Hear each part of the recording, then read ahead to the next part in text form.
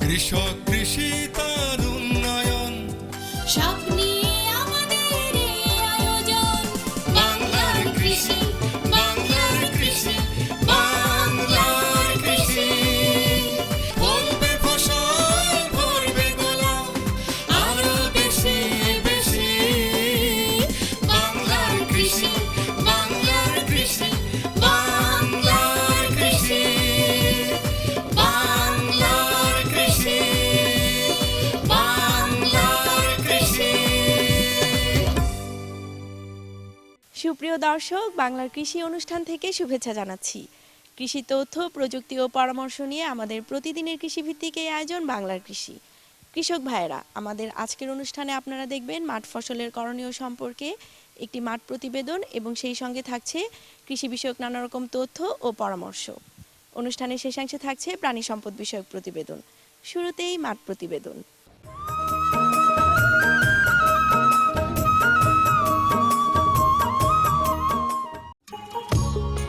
তৈকর আমাদের দেশের একটি অপ্রধান টকজাতীয় আদি ফল। দেশের সিলেট জেলায় বিভিন্ন অঞ্চলে তৈকর উৎপাদিত হয়।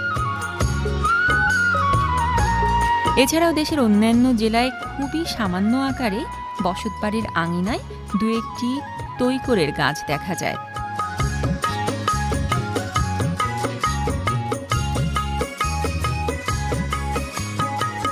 এর আগে আমাদের দেশে তৈকরের কোনো অনুমোদিত জাত ছিল না।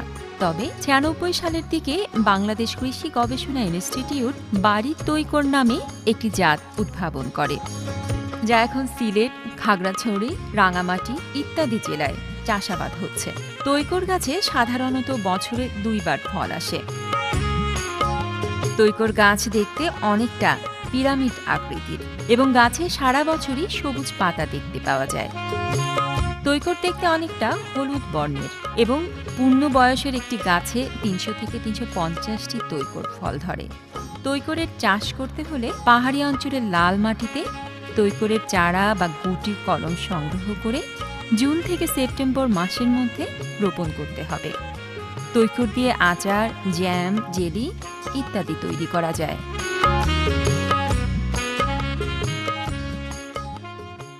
বাড়ি তৈকর এই ফলটি আকারে বড়, বছরে 2 বার ফলন দেয় এবং কৃষকরা এই ফলটি যদি চাষ করেন তাহলে লাভবান হতে পারবেন। তৈকরের চারা সাধারণত জুন জুলাই মাসে রোপণ করতে হয়।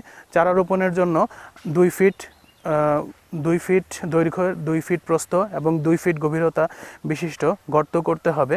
গর্তের মাটির সাথে 10 কেজি গোবর, 300 গ্রাম টিএসপি সার, 150 গ্রাম এমওপি সার, 100 গ্রাম জিপসাম সার, 50 গ্রাম দস্তা সার এবং 50 গ্রাম বোরন সার মিশিয়ে গর্তটি 15 দিন রেখে দিতে হবে। 15 দিন পর এই গর্তের ঠিক মাঝামাঝি বাড়ি তৈকর এক জাতের একটি চারা রোপণ করতে হবে।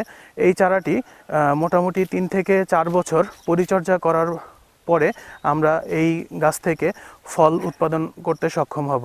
বাড়ি তৈকর এই জাতটি বছরে 2 বার ফল দিয়ে থাকে। সাধারণত সেপ্টেম্বর অক্টোবর মাসে প্রথমবার গাছে ফুল আসে এবং ফল ধরে। এই ফলগুলো আমরা ফেব্রুয়ারি মার্চ মাস পর্যন্ত আহরণ করতে পারি। দ্বিতীয় পর্যায়ে গাছে ফুল আসে জানুয়ারি ফেব্রুয়ারি মাসে এবং এই ফুল থেকে উৎপাদিত ফল আমরা মে জুন মাস পর্যন্ত আহরণ করতে পারি। তো কৃষকরা 2 বার ফল আহরণ করতে পারে বিধায় এই ফলটি চাষ করে যথেষ্ট লাভবান হতে পারবেন। এই ফলের বিষয়ে আরেকটি কথা বলতে চাই, এই ফলটি এখন বিদেশে রপ্তানি হচ্ছে। খুব অল্প পরিসরে হলেও যেহেতু ফলের উৎপাদন কম, এই ফলটি অল্প পরিসরে এখন দেশের বাইরে রপ্তানি হচ্ছে।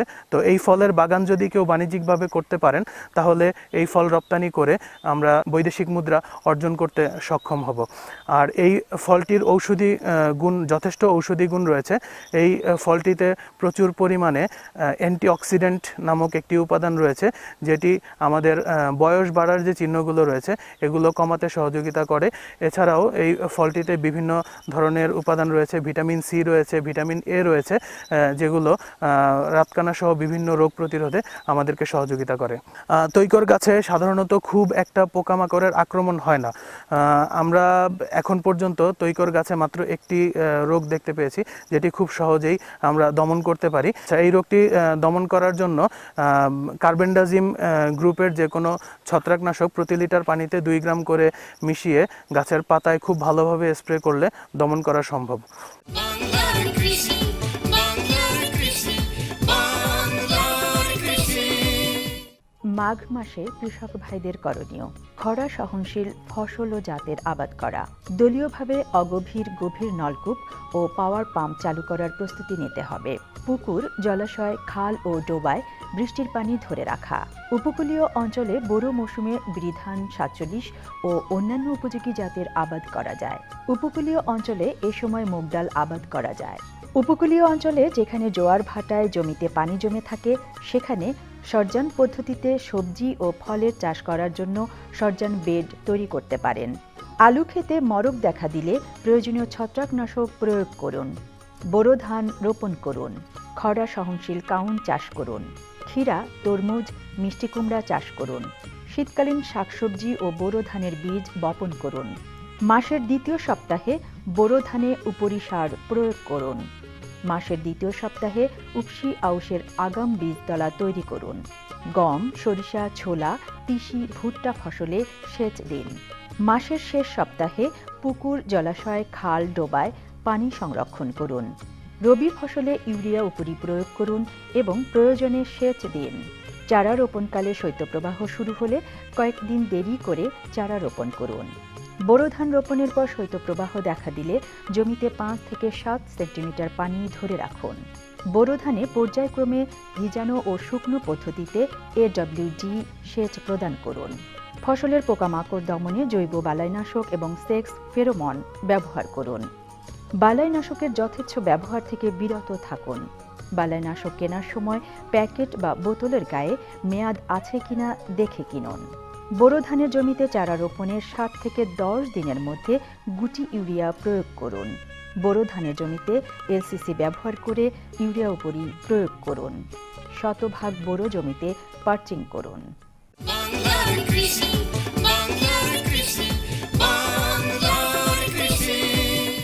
সুপ্রিয় দর্শক, দেখছিলেন প্রতিদিনের নিয়মিত অনুষ্ঠান বাংলার কৃষি। আপনাদের এই সময়ের করণীয় সম্পর্কে জানাতে আমাদের এই আয়োজন বাংলার কৃষি। সঙ্গেই থাকুন। এখন দেখবেন প্রাণী সম্পদ বিষয়ক প্রতিবেদন।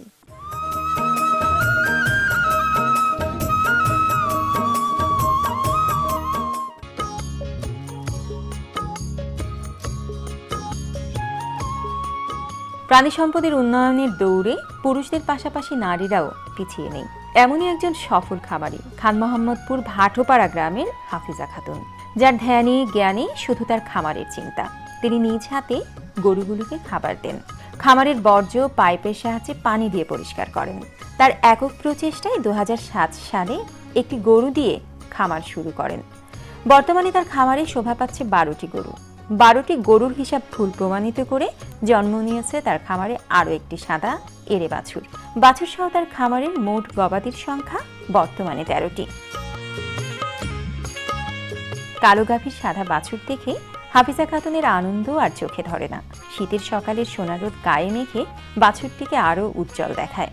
হাফিজা খাতুনের ছোট্ট ছেলে হাফিজুরের সাথে সাদা বাছুরের খেলা দেখে অভিভূত হয়েছেন অনেকেই। কালো গাভীর সাদা দোয়াসলা জাতের বাছুর সরকারের প্রযুক্তির হস্তান্তরের ফল। হাফিজা খাতুনের সংসারে 6 জন সদস্য, সকলের ভরণ পোষণের দায়িত্ব তার। হাফিজা খাতুনও দুগ্ধ উৎপাদনকারী সমিতি মিল্ক ফিডার একজন সক্রিয় সদস্য। প্রতিদিন তার খামারে 30 লিটার দুধ হয়। তার আশা, নতুন সাদা বাছুরের আগমনে আরও হয়তো 15 লিটার দুধ যোগ হবে। আমাদের দেশের প্রতিটি গ্রামে একজন করে হাফিজা খাতুনের মতো খামারি থাকলে দেশের আমিষের চাহিদা মিটিয়ে প্রক্রিয়াজাত দুগ্ধ পণ্য বিদেশে রপ্তানি করে প্রচুর বৈদেশিক মুদ্রা উপার্জন করা সম্ভব। আমি ধরেন একটা গরু প্রথম কিনছিলাম, এই গরুর থেকে আল্লাহ আমাকে এখন 12-13টা গরু দিয়েছে, বিক্রিও করছি এর ভিতরে।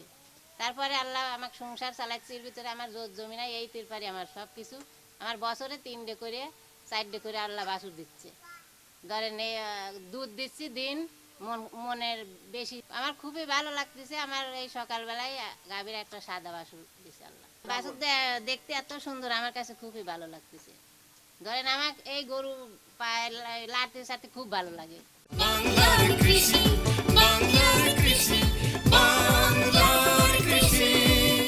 দেখছিলেন প্রাণী সম্পদ বিষয়ক প্রতিবেদন। এরই সঙ্গে শেষ করছি আমাদের প্রতিদিনের নিয়মিত অনুষ্ঠান বাংলার কৃষি। বাংলার কৃষি আগামীকাল একই সময়ে প্রচারিত হবে। কৃষক ভাইয়েরা, আমাদের এই অনুষ্ঠান সম্পর্কে আপনার মতামত এবং পরামর্শ আমাদের লিখে জানাতে পারেন। আমাদের লিখবার ঠিকানা প্রযোজক বাংলার কৃষি, কক্ষ নম্বর 222, বাংলাদেশ টেলিভিশন ভবন, রামপুরা, ঢাকা। আমাদের email address banglarkrishi@ais.gov.bt। Facebook ID বাংলার কৃষি। আপনারা ইচ্ছা করলে ইউটিউবে বাংলার কৃষি অনুষ্ঠানটি দেখতে পারেন। কৃষক ভাইয়েরা, আপনারা সুস্থ থাকুন, ভালো থাকুন, সেই প্রত্যাশায় শেষ করছি আমাদের আজকের বাংলার কৃষি। আল্লাহ হাফেজ। কৃষক কৃষি তার উন্নয়ন সব